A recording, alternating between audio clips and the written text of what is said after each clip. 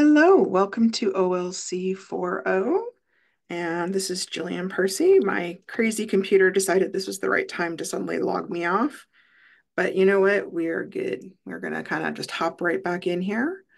Yeah, it is class 17. We are going to be working on assignment 25, just kind of finishing up that one and beginning a 26. We won't get done it completely today because it's a big one. We're also going to look at using a thesaurus and all that other wonderful stuff. Okay, so contact information. If you are sending me work, please send it to studentwork@nnec.on.ca. Please make sure to have your full name, course name, assignment number on every single assignment, not just the outside tab, but on the inside. It's really easy for things to get mixed up. And if your name is right on there, it's so much less of a problem getting things confused. The studio number is 1-800-465-7144. So if anyone wants to call in and talk to me about an assignment while I'm here, that's great. If you want to talk to me privately, the office number is 1-800-667-3703, and my extension is 2211. You can also reach out to me on Facebook, capital G, capital P, ERCY, space, capital W, AHSA. I am also on YouTube. We have the recorded classes from previously in this term and also from last year. I'm going to kind of flip over now and show you. Here's my YouTube channel.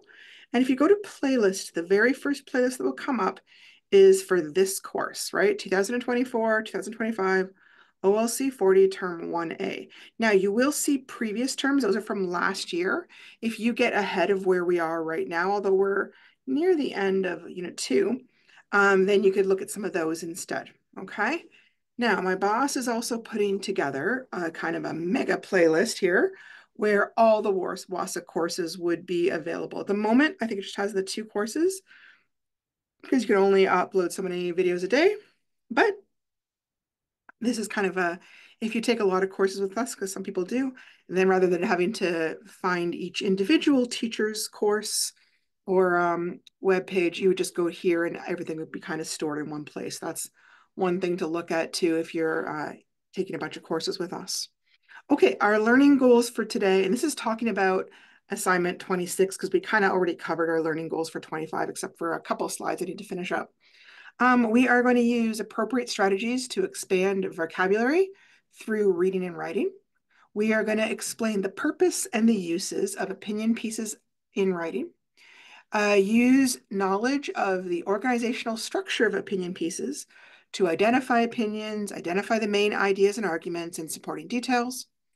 Construct a series of paragraphs clearly stating an opinion in the opening paragraph and supporting the opinion in subsequent paragraphs with clear, sufficient, and convincing reasons. Construct a series of paragraphs clearly stating an opinion in the opening paragraph and supporting the opinion in the paragraphs that follow with, again, clear, sufficient, and, oh, it came up twice. I wonder why they came up twice. Hang on a second. Sorry, guys.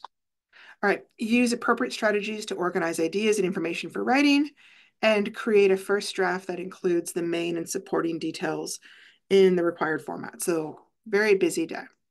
All right, the last little section of assignment 12, part C, is worth 10 marks. We did parts A and B in class 16, and that's the main part, really. This is just kind of the wrap-up part. So after you've done all the work in part B, go over all those corrections you made and neatly handwrite me a new version or type it so it's neat, easy to read, and all in connected paragraph format. Please be aware, I will not accept part C unless you've already handed in part B. Okay, I need to see both of them to be able to mark this.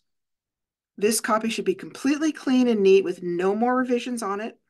I used to tell people to hand in the rough and the good copy, but I found so many people either only handed in one and lost half their marks, or they didn't bother to make any improvements between the two. So now I've just kind of put it as part of the assignment expectations so people understand how important this is and you get used to doing revisions. Because once you get the knack of it, it's really easy. I think people are just kind of intimidated at first. So remember that we're going to be following our paragraph format, which is that hamburger format. We always start off with our topic sentence. Then we have all our nice, big, juicy, meaty details. Usually that's at least 3 to 5 sentences in the middle there. And then you wrap up with a conclusion sentence that basically echoes the same idea as your first sentence. It's not word for word, it's the same idea or similar idea, okay? So, right.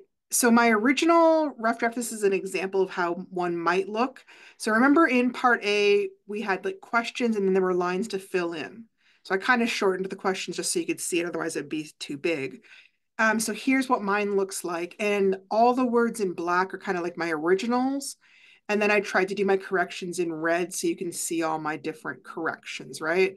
First, deciding the topic, coming up with my opening sentence. Here are my different steps, and you can see I added some, and then my conclusion sentence, which I think there was actually a word there that said conclusion sentence. A second. Not sure where it went to, but it was there. Okay. So then I would put it all together in a nice, neat paragraph. So here's what that would look like, right? See how this one's all separate into different sections. Here it's just run together. There's my headline. I've still got my opening sentence. It's easy and fun to create a quilt block from start to finish. I still have my final sentence. Now you've finished your first quilt block, but I can no longer tell what corrections are made. Now, obviously, I can go back and take a look and see what corrections are made. In fact, I will, I always do. But at this point, it just should look nice and neat, and it should be very easy to read. Now, I know not everybody has access to a computer. If you're handwriting this, that is totally fine. Just please do your nicest handwriting, and big part of it is making sure it's nice and neat so I can read it easily, okay? All right, so moving on to our grammar portion of the day, I can use appropriate strategies to expand my vocabulary through reading and writing. This is actually one of the expectations of the course, is that students kind of learn the skills for how to expand vocabulary, because there are so many words in the English language, nobody knows them all, right? We're all learning new words and practicing with new words and that kind of thing. So a thesaurus can help us find alternate and more interesting words. Sometimes when we're writing and we're scrambling to try and finish a writing assignment on time, our mind can kind of go blank, and we've used the same word over and over, and we know we should change it, but we can't quite think of a new one to put in its place. That is when it is a great time to pull out the thesaurus and give yourself some ideas. Now, you can use a print thesaurus, like a dictionary comes in a book, so does the thesaurus. But there are also online thesauruses, right? They look very similar. They are not exactly the same. I think we're going to look at the print thesaurus first. Okay. So just like in the dictionary that we looked at yesterday, how there's guide words up top, there's guide words for the thesaurus as well. So we want to make sure that we're in the C section, obviously, and the first 3 letters here is COL, and then we've got COM. So it would have to be a word that came in between those two, right? Which doesn't, maybe I'm looking up the word colleague or something, okay? They usually will have the word in bold. They'll tell you what part of speech it is. The combat is a verb. And then it will tell you some different possible synonyms. It puts it in a sentence. Let's see. Down here, to see how there's a little tiny thing where it says best choices, and it's like a little dark line or star, and then it says other choices. Best choices, I would stick to those for the most part. If it's in the that little category where it's open and it's other choices, it means it's somewhat similar, but not enough that I would necessarily use it. A lot of the sources will then also have antonyms right there, or they may have antonyms in another section, but that's something to look at too. All right. Okay. You can use an online thesaurus. I strongly suggest using a name brand one. For the most part, they're going to be better than the generic ones because they've been doing that for like literally hundreds of years. So just kind of common ones would be Merriam-Webster, Collins would do one. I think Gauge does one. There's a bunch. If I go up here and I put online thesaurus in my search bar, right? So this is the generic one, right? I don't know who makes that one. And that means they're not accountable, right? So if you have a problem with it, you're not gonna be able to solve it. So Merriam-Webster, Cambridge, Collins. Oh, we're back to them again. Kid thesaurus, that's also helpful if you've got some kids. Anyway, so those are the thesaurus, and you would just click on it, and it's kind of nice, little words of the day. You would tell it what word you were looking for. Let me see here, ostracize. And then it pulls it up. It tells you what part of speech it is. It would give you the definition. Oh, they switched over the dictionary. That's clever. All right, I'm going to go back to the thesaurus. And then it gives you a bunch of synonyms. And just like in the print dictionary here, you can see the ones that are darkest, they're the ones that are most relevant. And then the next darker colors, oh, my computer went completely dead on me. Hopefully it's still there. Okay, let's come back on. Hopefully I'm still recording. That was very strange. And the ones that are lighter are ones that don't necessarily match 100%. Okay. So, okay. Let's say you're trying to describe the city scene and you're keep on using the word buildings, buildings, buildings, buildings. And it's not really bringing any specific picture in mind. And you can't keep using the same word over and over again. It sounds kind of boring. All right, so I need some new ideas. What does the thesaurus suggest? So when I go in, you can see their top three are structure, house, and edifice. And then they've got some other ones here. Now, not all of these are going to be useful to describe buildings in a city, right? Like a shack probably isn't going to work. Although if I was out in the country, some of those might work, right? Structure, edifice, tower, skyscraper, those are some possible ones. When I checked some other online thesauruses, some other examples that came up were words like monument, high rise, monolith, architecture, design, development, creation, complex, and facility. So those would all be different ways to talk about the different buildings in that picture without necessarily having to just use the boring word building over and over again. Now, here is the other thing. Some words have many possible meanings. So if I'm looking up a synonym for that word, I need to make sure I'm looking it up for the right meaning. So for the word charge, as a noun, it's got a bunch of different meanings, like as an indictment, mission, instruction, responsibility, attack, cost, stewardship, expense, thrill, or management. And as a verb, it has a bunch of different meanings: ask, impose, task, order, accuse, fill, assault, and thrill. So I'm going to have to make sure I'm on the right type of meaning to get the right type of synonyms. Okay. So charge. If I want to say that police are going to charge him with murder, I might want to choose accuse or indict, because those are my two top choices. I might want to use a word like prosecute. Probably wouldn't use incriminate, blame, sue. They don't quite work, right? I like the top two. But maybe I'm saying, please put our lunch on the charge account. And then I'm not talking about the law or police at all. I'm talking about our expense account or our cost, pocket money, different kind of things. They mean different words in these sentences. So I have to be mindful of that, okay? So the other thing to be careful of is synonyms are alike, but they're not exactly alike. Like they're not the same, okay? So you do need to be cautious when you're using synonyms to help improve our writing. When you look in that thesaurus, most words have many possible synonyms, but many of them don't mean exactly the same thing, and just picking any one of them randomly could give some misunderstanding of your sentence. So let me give you an example. Let's say you're writing a paragraph for your teacher and you want to explain how hot the temperature is. And so you check the thesaurus and you grab a word at random, fervid. Okay. And then you proceed to write this sentence in your paragraph. He felt so fervid on that summer day by the pool as he talked to Barbara, the postwoman. However, your teacher knows that fervid means intensely enthusiastic or passionate.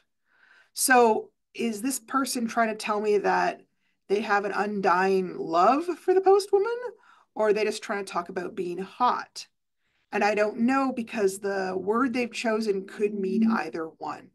So you want to be a little bit cautious when you're picking synonyms. If you've never ever heard anyone use the word before, I would be careful about using it, right? It's different when it's a word like, oh yeah, I didn't think of that word. I didn't realize I could use that. But if it's a word you've never heard used, I'd be very, very careful about using it in writing right away. Okay. There's also a type of phrase what they call shades of meaning, which is kind of connected to what we just talked about, which is the idea that um, different words may be synonyms for each other, but they kind of have a different sense of intensity of how strongly they mean something. So if I looked up the words for cold, I have a whole bunch of words that might come up. Glacial, chilly, cool, nippy, icy, freezing, crisp, bracing, arctic, frigid. But they don't all have the same idea of how cold it is. Like if I say it's a little bit nippy outside, I don't mean the same thing as it's Arctic level cold, right? Nippy might be just like, oh, I'm wearing a sweater and the wind's a bit cold. Arctic would mean like I've got my big mucklucks on and I've got my my parka and my hat and my mitts and everything, right? They're different levels of cold. So down below, I took them from the lightest layer, crisp, to the coldest layer, Arctic. Now, the other thing to be mindful of is different people may view them differently.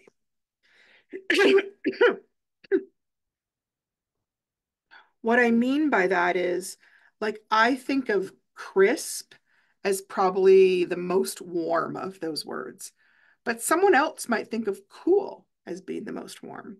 And I think of Arctic as the most cold, but someone else might think, no, glacial is the most cold. So we may have slightly different shades of meaning in our own heads. So we need to be careful too when we're using that. And that's, I think, something to be aware of in all languages. Sometimes the meaning that we have for a word is not the same exact meaning that someone else has. And that can occasionally be confusing as well. Okay, how does this affect your writing? If you choose a synonym that is quite different than what you intended, it may give your reader the wrong impression. So let's say you're trying to convey that a family is outside and there's a very light wind outside, but here's what you actually wrote. Mom and my sister picked flowers as a blustering wind rustled through the trees. Now, blustering is like super strong. So in my mind, I now have a comical picture of a mom and sister picking flowers as their hats are flying off, their hair is whipping around, and the flowers are falling apart in their leaves, in their hands. But if you wrote, Mom and my sister picked flowers as a gentle breeze rustled through the trees, well, then I have a much calmer picture, right? They're wandering peacefully through the field, picking flowers. It's all very pretty. Here's what I mean, right? A mildly windy day, we're flying our little kite. An extremely windy day, we're hanging on for dear life. So you want to make sure that the synonyms that you choose to help describe things match the picture you're trying to get across to your reader. Okay. Okay, so moving on to assignment 26. The big idea here is, oh no, we still on assignment 25. Assignment 25, my goodness, okay. I can explain the purpose and uses of summaries, informational paragraphs, opinion pieces, news reports, and journals. Also, I can construct personal reflections or journals in a paragraph format with a clear focus and using examples to explain my thinking. Okay, so I want to point out assignment 25, the journal and writing formats. This is very different than last year's version of assignment 25. Okay, last year had a lot of stuff about predictions. I switched it because this is a topic we really need to cover and we didn't cover last year. So here is your assignment for 15 marks. So far in this course, we have worked on a wide variety of different writing formats. Oh, my computer's went dead again, Tom. Oh, and now it's back on again, right? Uh, News reports, personal reflections or journals, informational or procedural paragraphs, summaries, and opinions. In my learning journal, explain the purpose and characteristics of each writing format and give an example of when you might use that format. Then explain your opinion on what you thought about writing in each format. For example, was it easy or hard? Were you familiar with this writing format? Which format was your favorite? Please write at least 12 to 15 sentences on the topic. See the rubric below for the marking scheme. Okay. So this is kind of the generic journal rubric that I use for everything. I'm looking to see that you showed understanding of the question as well as what a journal is supposed to look like and paragraph format. I'm looking to see that you explained the relevant details. You used examples to try and get across your concept and opinions. I'm looking for interesting sentences, vocabulary, transitions, and style to communicate your thoughts. I'm looking to see if you applied the language conventions properly, like spelling, grammar, capitalization, and punctuation. I'm also looking to see the length. Oh gosh, I've fixed this some places and I keep on somehow grabbing the one that isn't fixed.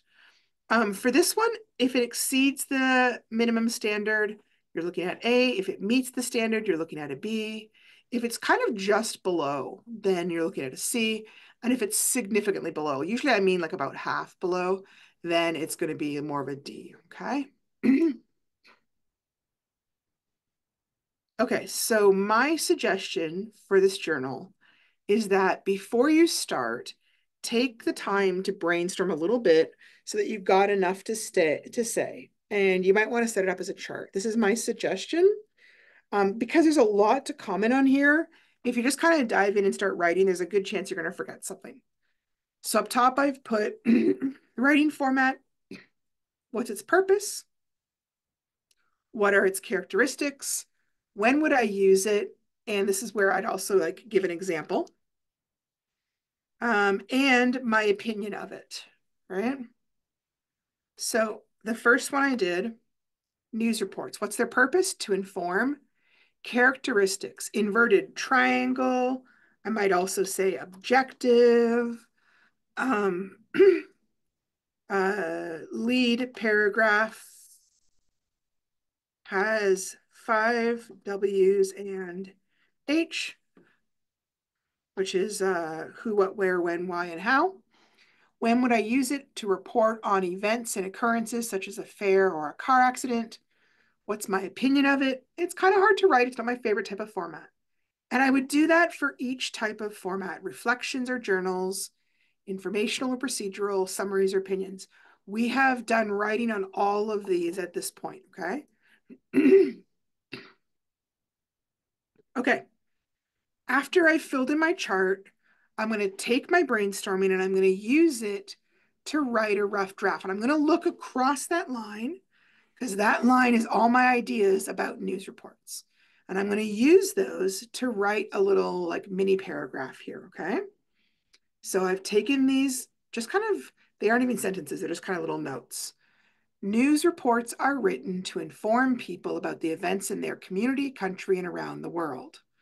That's really a fancy way of using these first two.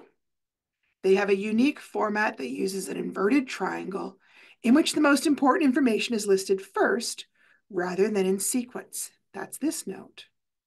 I might write a news report on a fire that occurred in our community for the Wawatay News. That's me discussing this section. I find this format very hard to write because the inverted triangle style is not how I naturally organize information in my head. And that's my last section here.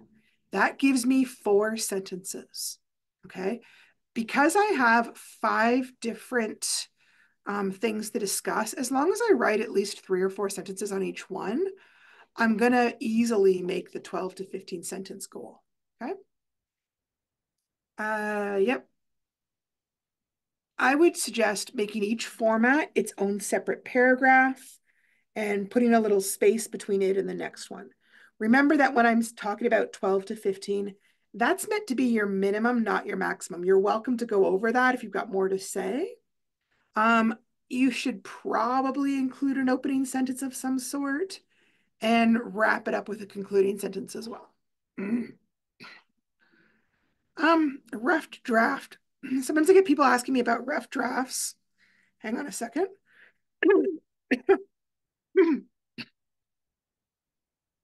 Sorry, guys, my voice is going a little bit today. I'm not sure why. I am not demanding a rough draft for this. I don't give any marks for it. So ultimately, whether you do a rough draft or not is up to you. I think as long as you do a really strong job with doing the brainstorming chart, that is going to make your first draft a lot stronger. But in a lot of cases, taking some time to make revisions and editing that first draft is going to result in a stronger piece of writing and therefore a much stronger mark. And for a lot of students, it's totally worth it. However, if you are just trying to get through this course as fast as possible and you're not planning to go into college, that's kind of the big one, then I wouldn't worry about it too much. This is kind of one assignment where you could cut the corners and not do your very best work because it's not going to affect your grade that much, just for like doing the difference between a rough draft and a good draft. Okay, but it's entirely up to you. I'm not going to demand to see a rough draft though. Okay, so moving on finally to assignment number 26. Okay. I can explain the purpose and uses of opinion pieces of writing. I can use my knowledge of the organizational structure of opinion pieces to identify opinions, main ideas and arguments, and supporting details. Okay. Okay. All about opinions. When somebody asks your opinion on something, they want to know what you think or what you feel about something. And when we do this, we often do explain our reasons for our opinions or ideas. And we do this all the time in everyday speech. So here are some examples. Like, I heard they're putting a new fast food place on the corner. That's your topic. Really? What a terrible idea. That is already one of the busiest roads in the area. So saying that it's a terrible idea is my opinion, and my argument is because it's already one of the busiest roads. Or my topic could be this: what did you think of the movie last night? Oh, it was horrible. The acting was really poor, and the plot went all over the place. It really wasn't worth seeing. So my opinion was that it was a horrible movie, and then I explained the reasons why I think that. The acting was poor. The plot wasn't very focused. It wasn't worth seeing. Okay? So we do it all the time in our speech. All I'm doing here is asking you to start to do it in writing as well. Okay? In general, opinion writing has one overall purpose, and that is simply to persuade. However, even though that's the main idea behind any type of opinion writing, it can have a more specific purpose. Like maybe they're trying to persuade you to buy some goods or services. Maybe they're trying to convince you that somebody's actions are right. Maybe they're trying to justify a recent decision or action taken by somebody. Maybe they're trying to argue in favor of a new law or policy or procedure, or maybe they're trying to explain the reasons behind a new change at a business or school or an office. Now, opinion writing can have a lot of different formats. Okay, all it means is that we're trying to persuade or convince people to do or not do or think something based on what we say about it. There are all sorts of writing formats that use persuasion. Things like advertising to try and persuade people to buy a product or service, a letter to the editor on an issue, complaint letters to business, a grant proposal where you're trying to convince somebody to give you money to do a project, reviews for games, books, movies, opinion columns in the paper, public health ads trying to get people to take certain healthy actions, political speeches or commercials trying to get people to vote for a certain candidate.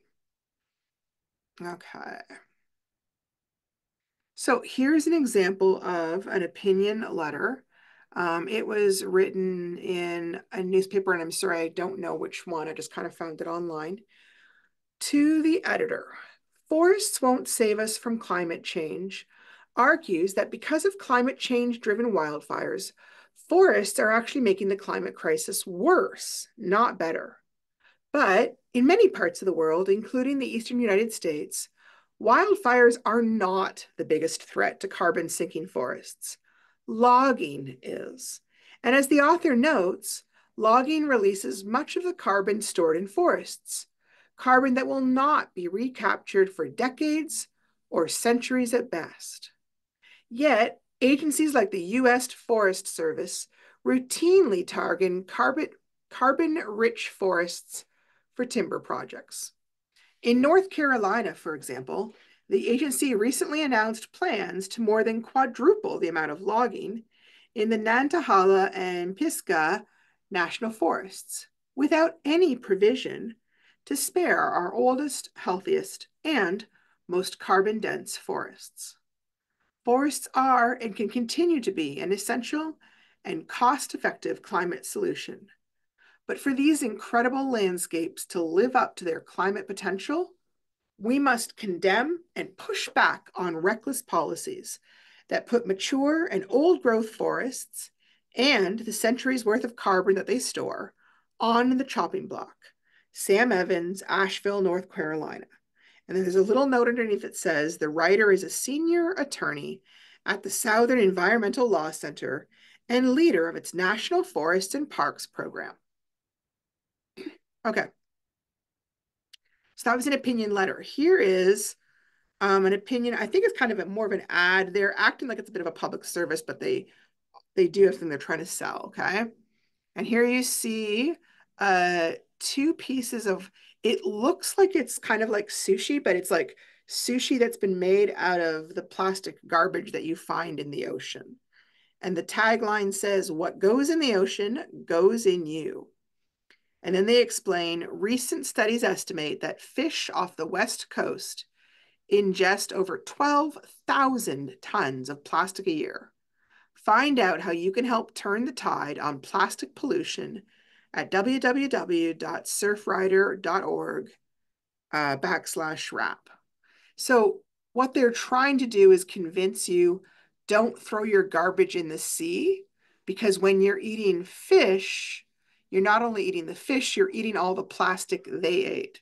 So it's almost as if you're making your meal out of plastic. That's what they're trying to get across, right? So those are two different types of opinion writing. We're going to look at a third type.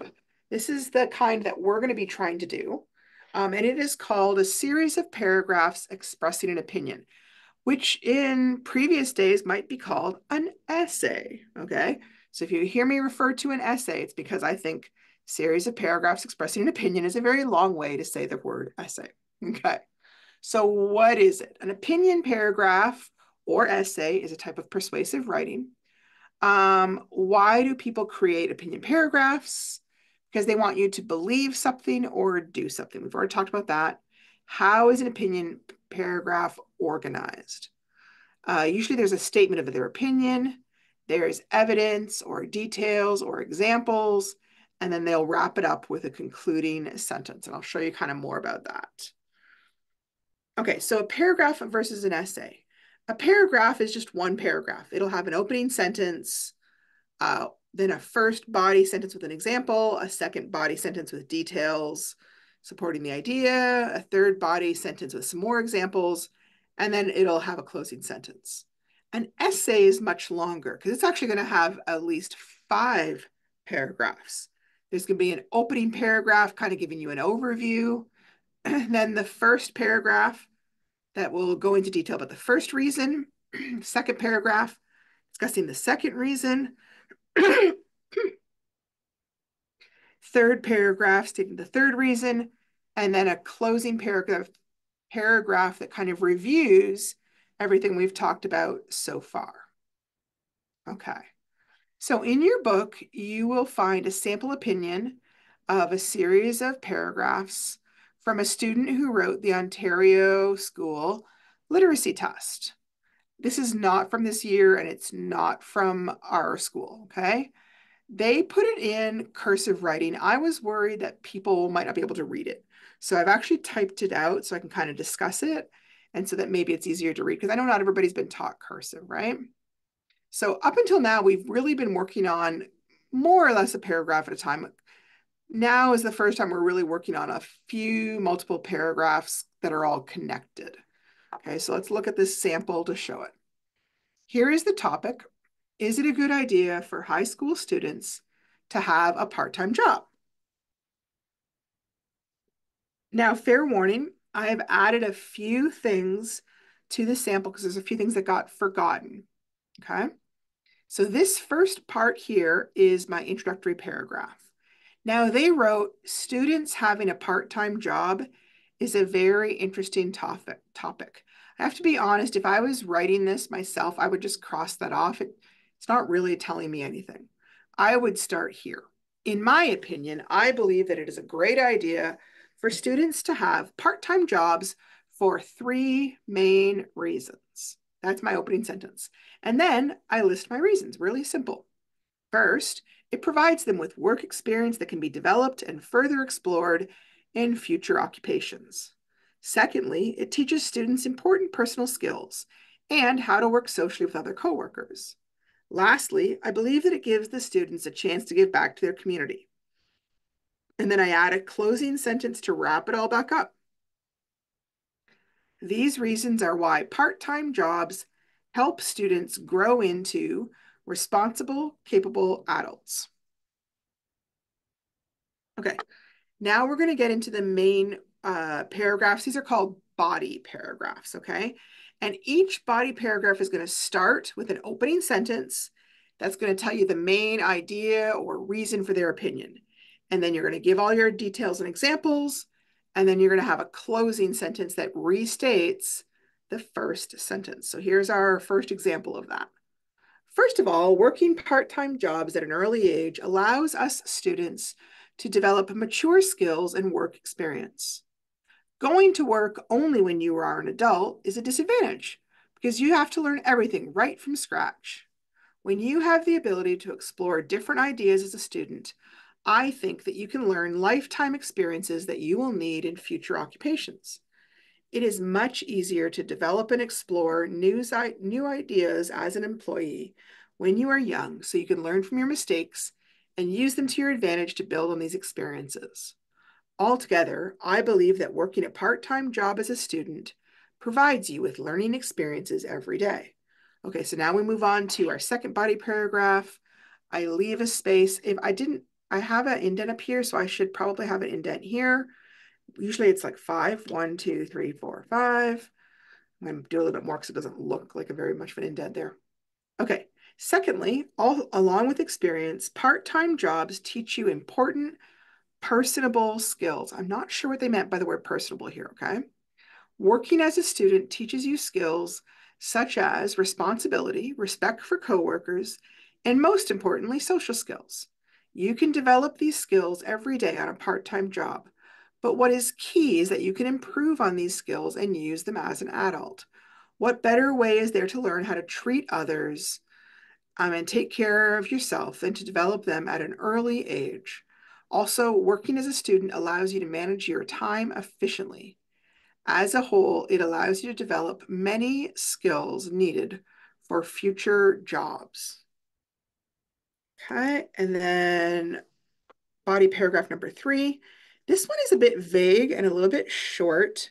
I'm going to read it and then we're going to kind of think of what are some examples that we could add that would make it a better paragraph, okay? Finally, I think that working at a young age gives students a chance to give back to their community. All right, people are always stressing on how us teenagers do not do enough for society, and part-time jobs allow us to do it. And I put a little star here to remind myself, this is where I want to add an example, okay? We don't do enough for society. So, um, for example, for example, students will often do volunteer work as a type of part-time work to try out new types of jobs. These are jobs that might not get done, sorry, without students. Okay, that's my example. It also allows us to provide everyday services to people. Okay, so this one I wasn't sure what they were going for here. What kind of services might a part-time job provide? Well, students could be working as cashiers or customer uh, assistants, helpers. I don't like that, but I'm going to leave it there. Or uh, part-time or doing part-time work as a janitor or even, uh, let's see, tutoring at a high school. Now, as you can see, neither my typing nor my sentence structure is the greatest when I'm trying to think fast. That's why I almost always do a good copy, right? Because my rough copies always need work. That's one reason why I suggest them. Okay, but see how I've made this longer and I've given some more specific examples. So now it's a little bit stronger paragraph. And then I wrap up the sentence with, altogether students can get involved in their communities and give back good service to anyone. I'm going to say I would want to change that to everyone or many people. How about many people? Anyone just sounds funny to me. I'm not sure why. Okay. And then my very last paragraph is a conclusion paragraph. And basically, that's where you kind of like do a little overview and say, hey, here's what we discussed today. And it's a way to kind of gather your thoughts back up and put them before your reader once again so they get kind of the short and sweet version. Especially if you've written a long essay, it's easy for people to forget what you were saying like 4 pages ago and need a quick reminder. Okay. I know we're not writing essays that are that long, but it's good practice for when we do. So in conclusion, I believe that giving students part-time jobs is a great idea. It gets students off the streets and into great learning experiences. It not only provides us with great skills, but teaches us discipline and responsibility. It gives teenagers a chance to become personable and develop for future endeavors. Part-time jobs help improve student lives in so many ways. So one thing I want to get across is every single one of these paragraphs has an opening sentence and a concluding sentence.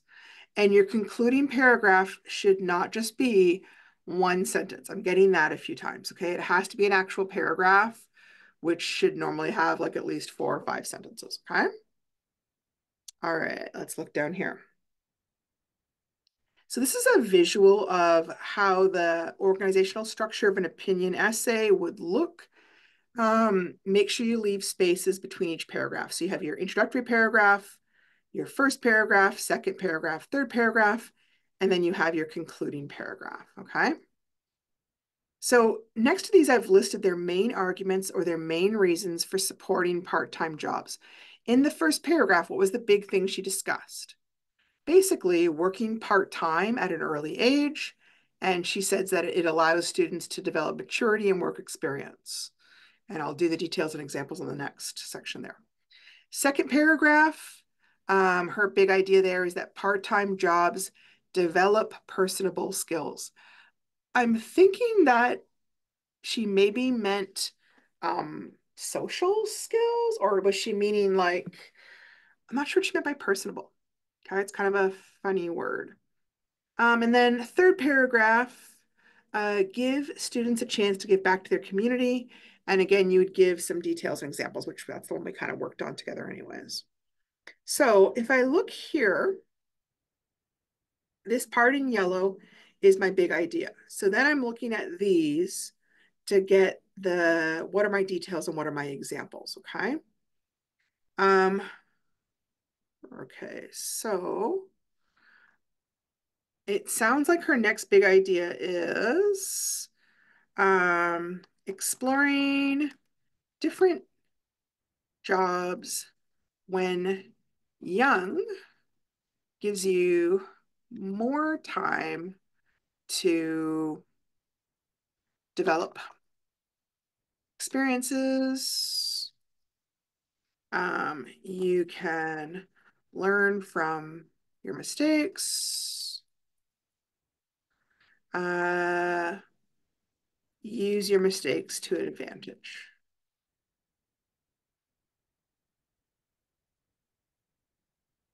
Okay. That's kind of generally what she's trying to get across in this essay. All right, and then over here, again, the yellow stuff is our main idea. Part-time jobs develop personable skills. So what are some things that it's going to help you develop? Hmm. Skills such as responsibility, respect, and most importantly, social skills. I'm going to say, kind of turn that around. Develop social skills such as responsibility and respect. Okay. You could also improve on those skills as an adult and learn how to treat others, take care of yourself, uh, learn how to manage your time.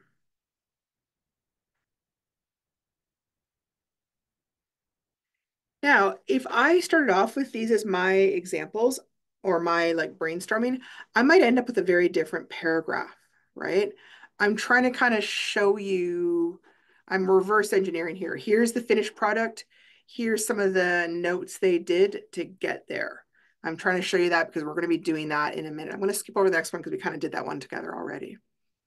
Okay, so keep in mind, the essay that we just did, that was an actual student example, not from our school, and it's not perfect. And that's why we're able to make some additions here and there. We could easily go back and do more, right? There's spelling mistakes a go-go in that one too. Okay, I'm showing it here just so you can get that overall sense of how that 5-paragraph essay looks and how it sounds. I find that generally people are perfectly capable of writing this as long as you take the time and you use the writing stages to do a good job. That's the big thing. Sometimes people try and just like do it all in one big draft and just hope that it's going to be amazing. And that's not generally how writing works, unfortunately. All right, brainstorming before you start writing your own essay is a huge help. It gives you a roadmap of where you're trying to get to with your writing. And I also find that tackling just one paragraph at a time can be really helpful as well. Sometimes setting a timer for 20 minutes and then giving yourself a goal of only writing one paragraph in that 20 minutes can make it seem so much more doable. And then take a break, go do something else. When you feel ready, come back and tackle the second paragraph. If you don't want to tackle it to the next day, that's fine. But I want you to get rid of the idea that you have to sit down and spend 2 hours working on your writing assignments. You absolutely do not. You can spend 20 minutes here, 30 minutes there, and over the course of a week, just kind of slowly get it done. Because sometimes when we picture spin as a really big job, we sort of avoid it because it's so big, we're kind of overwhelmed by it. This does not have to be one of those types of jobs, okay? All right. This is what we were talking about at the beginning. I can construct a series of paragraphs where I state my opinion. I support my opinion with clear, sufficient, and convincing reasons. Okay. So I've given you 2 statements, and you get to pick which one you want to write about and whether you agree with it or whether you don't agree with it. So the first one is men should be forced by law to financially support any children they have.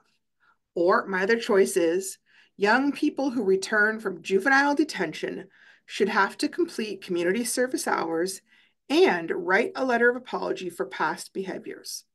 Pick one of these statements, then you will have a strong opinion on which to write about. This writing piece should be at least 5 paragraphs in length.